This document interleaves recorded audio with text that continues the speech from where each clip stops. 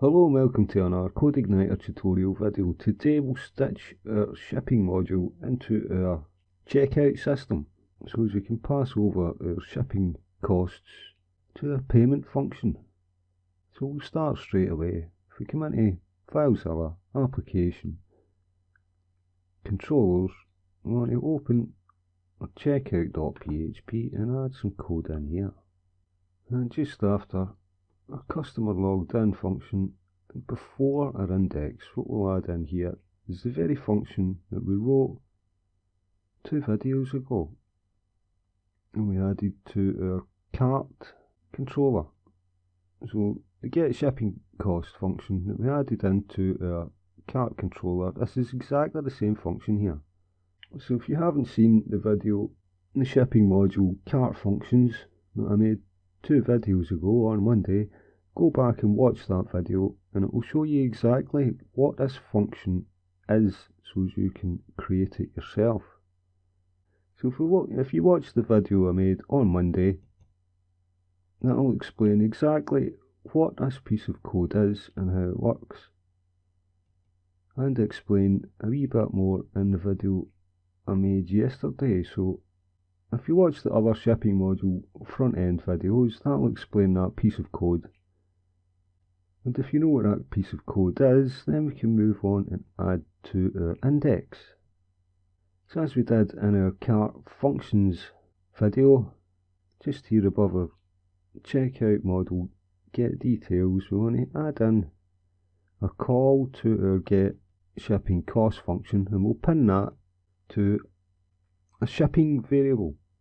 Now that shipping variable will contain this array here, that array right there, so we will be able to access everything inside that like this.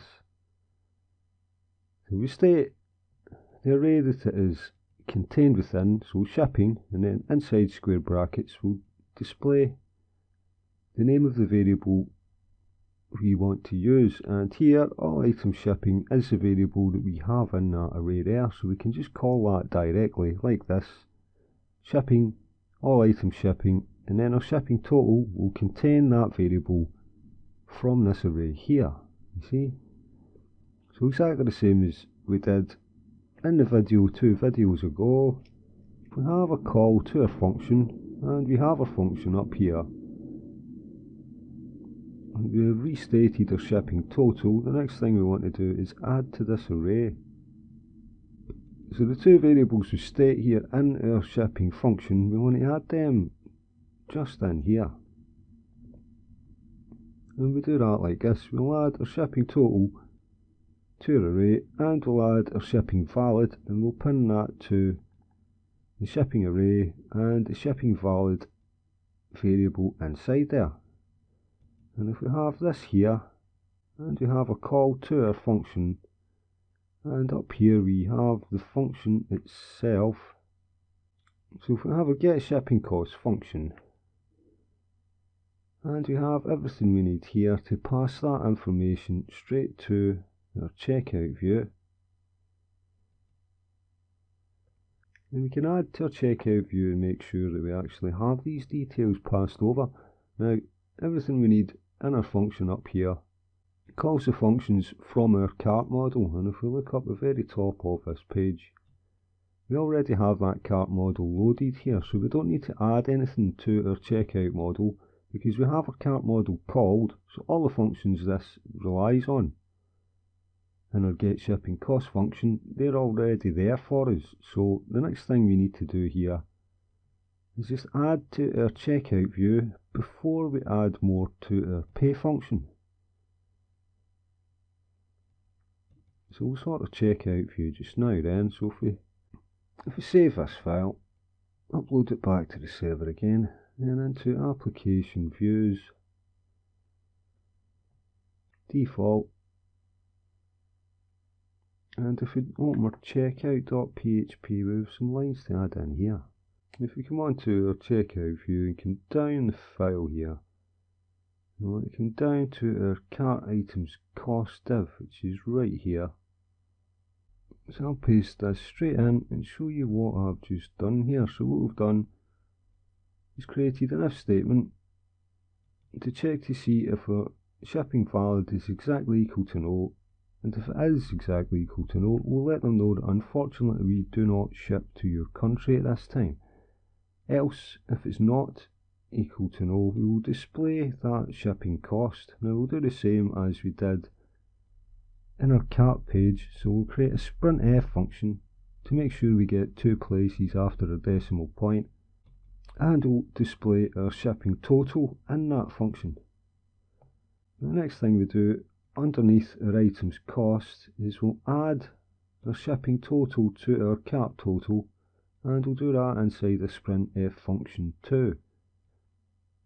Now these hard-coded currency values here will be changed tomorrow or Monday. It will be because I'll create a video that shows you exactly how to create a function to get rid of these and set the site currency for the whole site via the settings in admin. So we'll do that on Monday, but just now we'll hard code our currency values in. So if we have our total inside the sprintf function, we will add our shipping total to this cart total. Then the next thing we want, right down here, want another if statement to check to see if our shipping valid is equal to yes, and if it is, we'll give them their confirm and pay button that will send them to PayPal. So if we have this wee extra piece right here in our checkout page, we'll want to save that file, and we can upload this back to the server and just check to see if our checkout page displays the appropriate information. After we refresh the page, there we go, it does.